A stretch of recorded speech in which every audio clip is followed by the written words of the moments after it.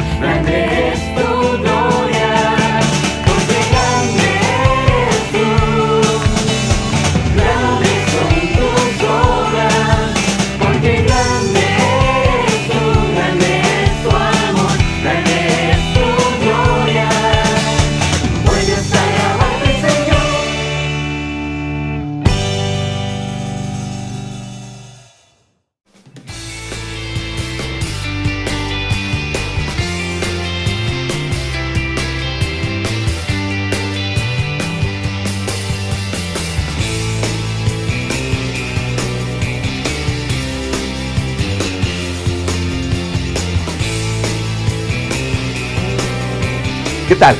¿Piensas como Jesús? Reflexiona por un momento cómo es tu manera de pensar. ¿Tu manera de pensar une o desune? ¿Tu manera de pensar construye o destruye? ¿Tu manera de pensar es positiva o negativa? ¿Cómo es que tú piensas? Porque cómo piensas es el ambiente que generamos desde nosotros mismos, la actitud con la que nos levantamos día a día, con la que nos comportamos, y por ende nuestros pensamientos dirigen nuestras acciones. Por eso es tan importante hablar de este tema. Increíble ver que en este tiempo, como hablamos la semana pasada, de verdad que se expone completamente nuestra manera de pensar y obviamente nuestra manera de actuar. ¿Piensas como Cristo?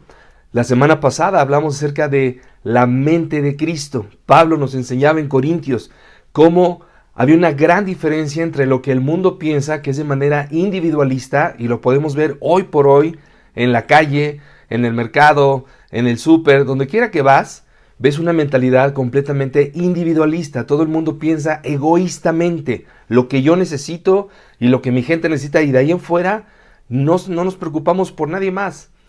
Lo que la palabra de Dios nos enseña es a pensar de una manera diferente. La semana pasada hablamos de la mente de Cristo, la mentalidad humana contra la mentalidad de Cristo. Y en esto Pablo nos enseñó perfectamente la diferencia entre una mentalidad individualista contra una mentalidad colectiva. Y tristemente, no porque seamos malvados, pero traemos esa mentalidad a la comunidad, a donde Dios nos está llamando a pertenecer. Luego vamos a la iglesia y traemos ese tipo de patrones y de pensamientos, pensando solamente en lo que nosotros queremos. Piensa por un momento, reflexiona en un momento. ¿Cuántas veces te has quejado de lo que no te dan, de lo que no te agrada? ¿Cuántas veces has criticado aquellas cosas o aquellas personas que no son de tu agrado? Pero Dios nos enseña a pensar en los demás. Vimos la semana pasada esta escritura que decía: nosotros por nuestra parte tenemos la mente de Cristo. Es un llamado a los seguidores de Jesús, a la gente que quiere formar parte de la comunidad. Tenemos que aprender a tener la mente de Cristo. Y Pablo nos enseña perfectamente, como vimos la semana pasada, estos dos conceptos. El individualismo, que es una mentalidad completamente humana, natural en el ser humano, contra lo espiritual. Una persona espiritual piensa como Jesús piensa. Vimos en Corintios esta escritura, Corintios 12 en el versículo 24 y 25.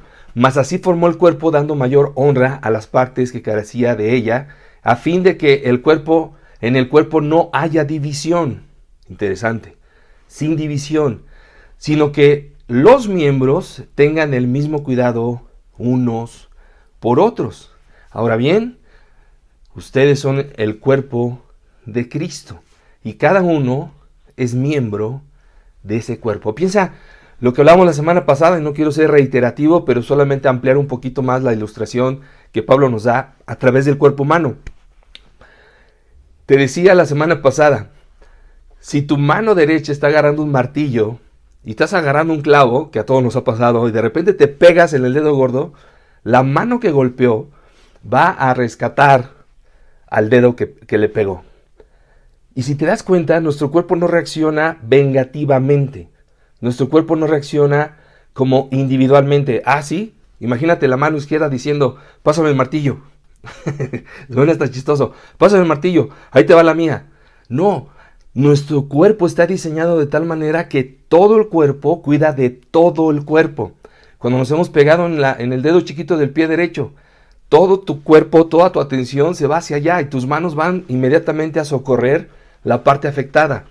Es como funciona el cuerpo y es como Dios nos está queriendo enseñar. Así debe de funcionar la iglesia, todos viendo el bien de los demás. Ahora, ¿te van a lastimar en la iglesia? Sí. ¿Te van a lastimar en la comunidad? Seguramente, porque la formamos un montón de pecadores e imperfectos, redimidos por Dios, pero al final de cuentas somos pecadores. Somos personas que fallamos y nos decepcionamos y nos lastimamos. Pero Dios en su misma palabra nos enseña cómo sanar. Y el espíritu que debe de gobernarnos debe de ser pensar en los demás y pensar en lo mejor. ¿Tú crees que cuando tu mano derecha golpea el dedo lo hace con intención? Obviamente no. Nadie está martillando pensando: me voy a dar un golpe en el dedo. Sabemos lo que implica y lo que duele. Son accidentes. Y cuando eso pasa, el cuerpo se cuida unos a otros. ¿Qué pasa en ti cuando alguien te lastima? ¿Vas a cuidar o vas a querer vengarte o vas a criticar? Imagínate la mano. No, ya no quiero saber nada de la mano derecha porque me pegó. O sea, suena hasta ridículo. Pues es eso lo que Dios nos está queriendo decir. Nosotros funcionamos, no nos parecemos, funcionamos como un cuerpo. Como de manera colectiva Dios nos llama a pensar. En eso tenemos que crecer todos, absolutamente todos. Te quiero animar a que veamos lo que Pablo ahora le escribe a los filipenses en esta carta que les dirige. Y dice en Filipenses capítulo 2, en el versículo 1 al 3, dice: así que si Cristo les ha dado el poder de animar, si el amor los impulsa a consolar a otros, si todos participan del mismo espíritu, si tienen un corazón compasivo, llénenme de alegría viviendo todos en armonía, unidos por un mismo amor, por un mismo espíritu y por un mismo propósito. Lo que está hablando aquí Pablo es la misma idea. No puedes pensar individualmente. No existe manera de que un seguidor de Jesús, de que un creyente esté aislado de la comunidad. Dios quiere que pertenezcamos y que pertenezcamos de manera activa, no pasiva. Yo soy parte de la comunidad, pero estás aislado en un rincón. Quiere que seas activo, que estés involucrándote con otras personas. Y mira lo que dice aquí. Dice, llénenme de alegría viviendo todos en armonía. ¿Has visto una orquesta sinfónica? Todos los instrumentos son diferentes. Obviamente hay grupos de instrumentos, pero son diferentes. La cosa ahí es que tienen que trabajar para que todo suene en armonía. La palabra de Dios no dice que tenemos que ser todos iguales, pero sí que podamos vivir en armonía. Es decir, cuando hay armonía en una orquesta, se oye increíble, se oye precioso, es agradable escuchar la armonía. Y aunque son una variedad de instrumentos completamente distintos, el que sea algo armónico hace que suene y sea agradable. De la misma manera es lo que Pablo está animando aquí. Y luego más adelante de lo que dice, vivan en armonía, dice, unidos por un mismo amor, espíritu y propósito. ¿Qué nos debe de unir? No es que seamos iguales todos, no lo vamos a hacer. Somos diferentes y en eso tenemos que respetar nuestras diferencias. Pero ¿qué nos une? Nos une el amor que Dios ha tenido hacia nosotros y ahora lo damos a los demás, el espíritu que Dios ha puesto en todos y el propósito. ¿Cuál es el propósito de generar una comunidad tan diversa? Poder alcanzar a los más posibles. Eso es lo que Pablo está enseñando aquí. Somos partes de una comunidad. Aunque somos tan diferentes, formamos un solo cuerpo. Y Pablo sigue hablando con esta idea. Dice, no hagan nada por rivalidad o por orgullo, sino con humildad y que cada uno considere a los demás como mejores que sí mismo. No hagas nada por rivalidad o por orgullo. El mundo está lleno de eso. La gente de manera humana pensamos así. Naturalmente yo tengo que demostrar que soy mejor, que sé más, que he estudiado más, que soy más capaz, que soy más fuerte, que soy más alto, que soy más guapo. Eso es lo que la sociedad te dice que tienes que hacer. Pero la palabra de Dios te dice todo lo contrario. ¿Te das cuenta? Por eso empecé preguntándote, ¿piensas como Jesús? Porque Jesús piensa de una manera completamente diferente. Dice aquí, no hagas nada por rivalidad ni por orgullo. No estamos compitiendo por a ver quién hace más o quién es más. Delante de Dios somos iguales. Delante de Dios valemos lo mismo. Delante de Dios, Dios no hace diferencia alguna. Si somos altos, chaparros, si sabemos más, si sabemos menos, si estudiamos mucho, si estudiamos poco, Dios te ama por igual. Y eso es lo valioso de poder formar parte de una comunidad como la que Dios te llama a pertenecer. Cada uno considerando a los demás como mejores que él mismo. ¿Cuál es el espíritu que hay en nosotros cuando consideramos a los mejores? ¿No? Consideramos a alguien mejor que nosotros. Siempre vamos a ver que hay respeto, que hay admiración y humildad, consideración cuando hablamos con la gente. Y así somos. Cuando vemos que gente es mejor que nosotros, gente que admiramos, que sentimos que podemos aprenderle cosas, hay una forma de tratarnos de otra manera bien diferente que cuando estás compitiendo con alguien, ¿cierto?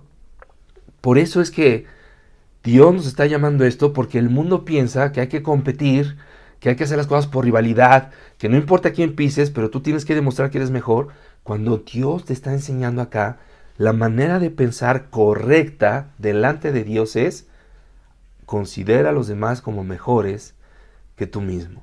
Y entonces vamos a poder relacionarnos de mejor manera y crear esa armonía de la que Pablo está hablando en la Escritura.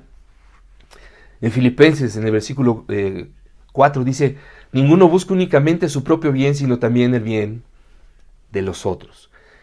La pregunta es, ¿qué estás haciendo para poder ayudar a otros?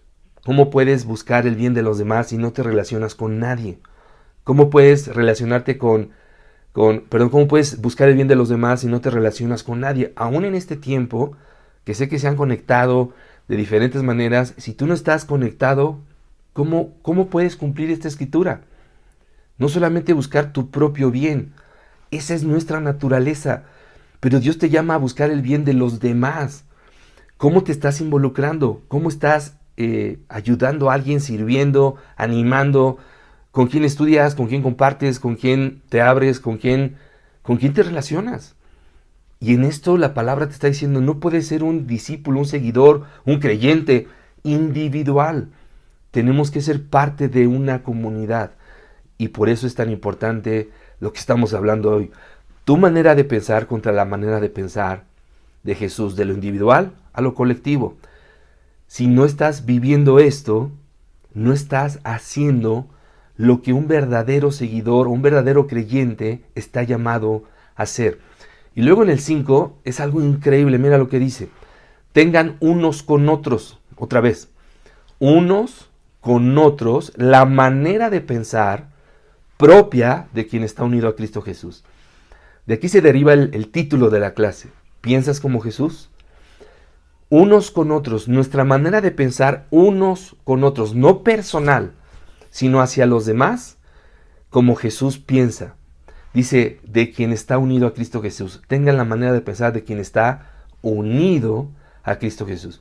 Si tú dices que tienes una relación con Dios, que estás unido a Jesús, y más todavía si dices que tienes años de creer, de tener fe, de pertenecer, pero no estás pensando de esta manera, estás descalificado. Si tú estás visitando la transmisión y no lo has hecho, a lo mejor es porque ni siquiera has estudiado la Biblia. Te invitamos a que estudies la Biblia, que conozcas a Jesús, para que aprendas a ver la manera de pensar de Jesús, que está en la Biblia. Voy a hacer un paréntesis para profundizar un poco más en este punto. En Primera de Juan, en el capítulo 2, Primera de Juan habla básicamente de esto, de la relación de unos con otros, de Dios, y cómo se refleja tu relación con Dios con los demás. Mira, si alguno dice que está en la luz, pero odia a su hermano, todavía está en la oscuridad. El que ama a su hermano vive en la luz, y no hay nada que lo haga caer. Pero el que odia a su hermano vive y anda en la oscuridad, y no sabe a dónde va, porque la oscuridad lo ha dejado ciego. Aquí está hablando Juan, el discípulo que vivió cerca de Jesús, y está diciéndonos, si tú amas a Dios, ¿dónde se va a ver reflejado?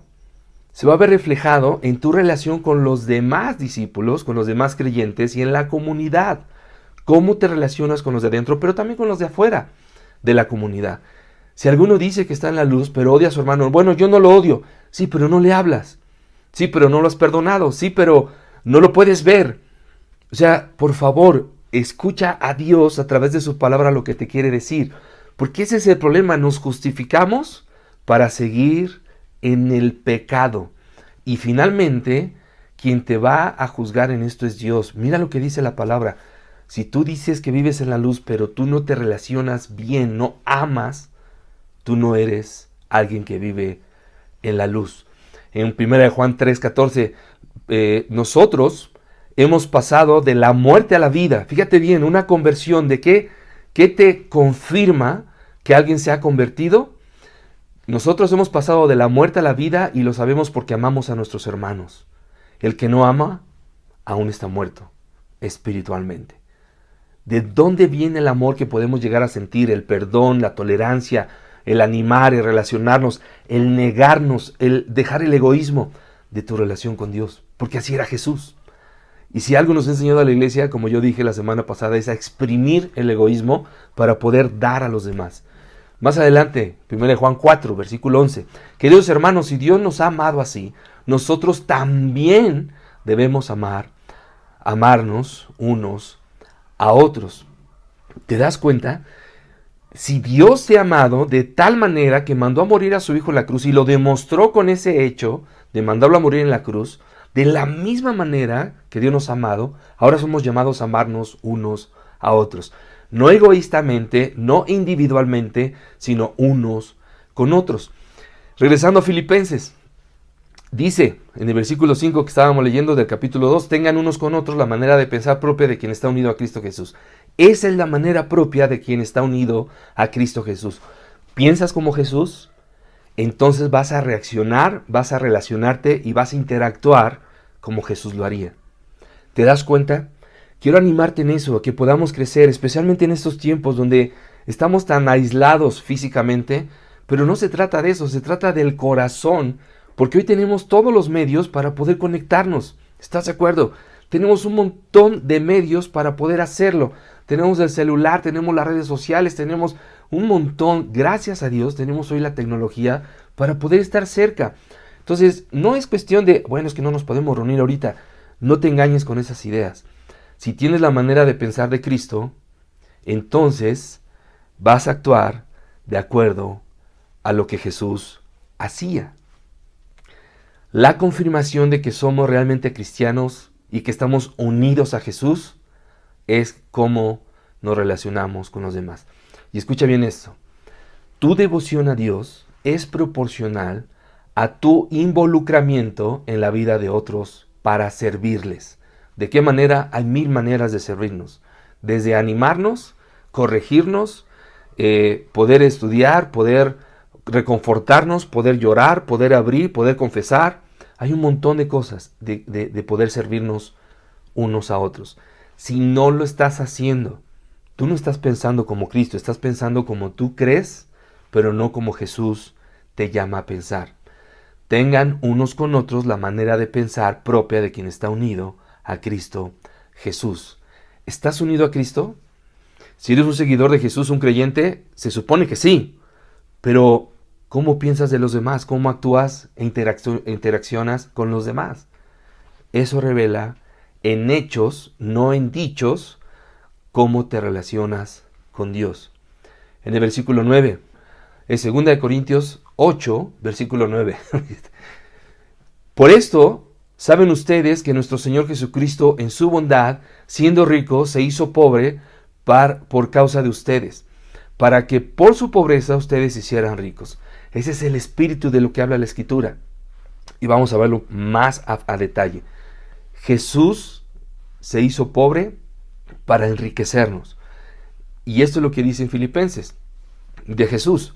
Dice, el cual, habla de Jesús, aunque existía en el mismo ser de Dios, no se aferró a su igualdad con él, sino que renunció a lo que era suyo y tomó naturaleza de siervo, haciéndose como todos los hombres y presentándose como un hombre cualquiera.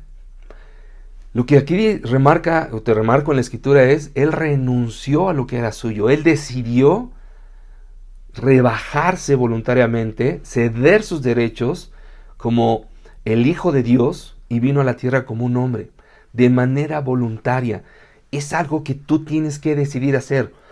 Y de repente el orgullo de sentirnos que tenemos o queremos exigir nuestros derechos porque no sé qué. Pero de repente es que yo cómo voy a hacer eso, y yo cómo me voy a relacionar con él, y yo cómo voy a estar ahí. ¿Y por qué tengo que hablar con fulano y con sutano? Porque Dios te lo pide. Y si Dios hubiera puesto en ese plan con nosotros, con ninguno se hubiera relacionado. Pero aquí Dios nos muestra la gran humildad y el amor tan grande para poder relacionarse con nosotros como los seres humanos y pecadores que somos. Eso es increíble. Si Dios lo hizo, tú y yo, ¿quiénes somos para no hacerlo? Dice ahí, y ahí está claramente, se humilló a sí mismo, haciéndose obediente hasta la muerte en la cruz. Jesús decidió renunciar a sus derechos por amor a ti y a mí. Y no solamente eso, Jesús fue obediente hasta la muerte. Morir en un madero para un judío era una maldición, era sumamente humillante. La forma en que lo hacían, los exhibían, les ponían un letrero al pie de la cruz, bueno, arriba, donde decía la causa por la cual estaban siendo crucificados, y los desnudaban para exhibirlos y humillarlos públicamente. Imagínate, por eso dices, fue obediente hasta la muerte. ¿Qué vemos en Jesús? ¿Cómo piensa Jesús? ¿Cómo actuó Jesús? Humildad, obediencia y autorrenuncia a quién era él y a sus derechos para poder relacionarse con cualquier ser humano. No dominaba a las personas, servía a las personas. No seguía su propio camino y su manera de pensar, sino siempre hacía la voluntad de Dios. Y lo repitió 1000 veces. Yo estoy aquí para hacer la voluntad de Dios y he venido a enseñar lo que del Padre yo he escuchado. Y no se exaltaba a sí mismo y renunció a toda su gloria por amor a ti y a mí. Si Cristo actúa de esa manera, si Cristo fue humildad, obediencia y autorrenuncia para poder tener una relación con nosotros, ¿quiénes somos nosotros para no hacerlo? Te animo, especialmente si tú dices ser un cristiano, un creyente, un seguidor de Jesús, que vivamos con la mentalidad y la manera de pensar de Jesús. Dice en el versículo 9 en Filipenses. Por eso Dios le dio el más alto honor y el más excelente de todos los nombres, para que ante ese nombre concedido a Jesús doblen todas las rodillas en el cielo, en la tierra y debajo de la tierra, y todos reconozcan que Jesucristo es Señor, para gloria de Dios Padre. ¿Sabes por qué Dios lo exaltó? ¿Por qué Dios lo puso y le dio el más excelso de los nombres, que es el Señor, a quien todos nos sometemos? Porque se humilló. Dios exalta y levanta a los humildes, y Jesús decidió humillarse a sí mismo, y Dios se encargó de levantarlo. ¿Sabes qué Dios hace cuando alguien es humilde? Dios lo levanta. Pero es que cómo me han tratado bien mal y me tengo que humillar. Y otra vez, ¿qué haría Jesús? ¿Qué haría Jesús? ¿Y sabes qué va a hacer Dios si tú eres humilde? Te va a levantar. Jesús sufrió la humillación por amor a nosotros. ¿Por qué te dejas humillar? ¿Porque amas a Dios? ¿Porque la gente lo merece? No, no es porque la gente lo merece. Muchas veces la gente no lo merecemos. Pero un discípulo, un seguidor de Jesús lo hace porque ama a Dios. Y así como Dios te ha amado y Jesús, lo mismo hacemos con las personas, aunque no lo merezcan. Dice, por eso Dios le da el más alto honor y el más excelente de todos los nombres. Por eso llevamos a Jesús, nuestro Señor. Piensa en eso.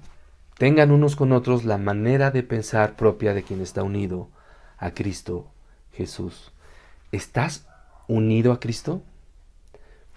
Entonces yo creo que vas a pensar como Jesús. Espero que esto te ayude, que te ayude a salir de tu comodidad y que tomes decisiones para poder ser alguien que de veras muestra con hechos que vives en la luz y que vives unido a Jesús. Les mando un gran abrazo, que estén bien, bendiciones. Hasta luego, bye.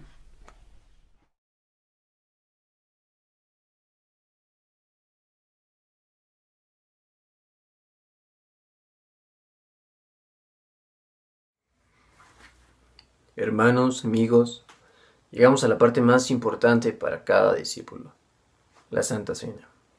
Mi nombre es Darry Castañeda y teniendo el privilegio de compartir contigo tal acto, te pido que me acompañes a la siguiente escritura que se encuentra en 1 Corintios 10:21. Esta dice así: ustedes no pueden beber de la copa en la cena del Señor y al mismo tiempo beber de la copa que se usa en las ceremonias donde se honra a los demonios. Tampoco pueden participar en la cena del Señor y al mismo tiempo participar en las fiestas para los demonios. Para aquellos que nos visitan por primera vez, la Santa Cena es un acto en memoria de Cristo. Cuando partimos el pan, hacemos memoria en cómo fue partido su cuerpo. Cuando bebemos de la copa, hacemos memoria en cómo fue derramada su sangre para el perdón de los pecados. Y aún más importante recalcar que no conmemoramos la Santa Cena para recibir el perdón de nuestros pecados, sino que lo hacemos porque ya hemos recibido ese perdón. Y ahora es tiempo de preguntarte si realmente estás tomando dignamente esta Santa Cena, si realmente estás aborreciendo toda manera vana de vivir, si hay algo que amas y que aún no has dejado y que es malo en tu vida, comes y bebes indignamente. Jesús derramó su sangre para el perdón de nuestros pecados. Y Él te está esperando a que tú vayas y te reconcilies con Él. Cuando partes ese pan, testificas que ya no vives tú, que ahora vive Él en ti, y que ya no vives para ti, que ahora vives para los demás. Así como Él dio la vida por sus hermanos, por sus amigos, es tiempo de que también nosotros demos la vida por los demás. Ya no hay tiempo para reflexionar. Ahora es tiempo de accionar. Es tiempo de ir, de entregarnos realmente, de realmente ser unos discípulos. Examínate antes de tomar esta Santa Cena y piensa si realmente lo estás haciendo dignamente, porque de no serlo, pecas contra ti y pecamos contra Dios. Hermano, te invito a que te examines y que pienses cómo has vivido en estos últimos días. Dicho lo anterior, te pido que me acompañes a una oración. Señor Padre Todopoderoso, Padre, te agradezco demasiado, Señor, que nos permitiera, Señor, poder estar aquí, mi Dios. Te pido tanto que te quedes en control de esta Santa Cena, Señor. Quebranta nuestros corazones, quebranta nuestras mentes, mi Dios. Cuídanos, Padre, en todo momento, Señor. Yo te pido, Señor, que perdones si nos hemos comportado, Señor, de manera indigna. Que nos ayudes, Padre, que nos alientes, Padre, a volver a empezar, mi Dios, a volver a hacer las cosas aún mejor para ti. Yo te agradezco por cada persona, por cada hermano que esté viendo esto, mi Dios. Bendice su hogar, bendice su camino, mi Dios. Padre, muchísimas gracias, Señor. Y todo te lo pido y te lo ruego, Señor. Tuya sea la gloria, mi Dios, y en el poderoso nombre de Jesús. Amén.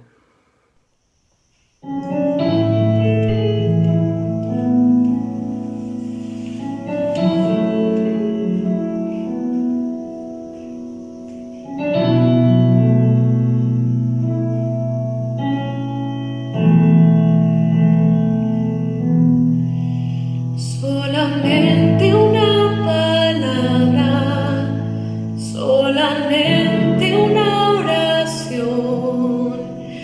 Cuando llegue a tu presencia, oh Señor, no me importa en qué lugar de la mesa me hagas sentar, o el color de mi corona, si la llego a ganar. Solamente una palabra, si es que aún me queda voz, y si logro articularla en tu presencia. No te quiero hacer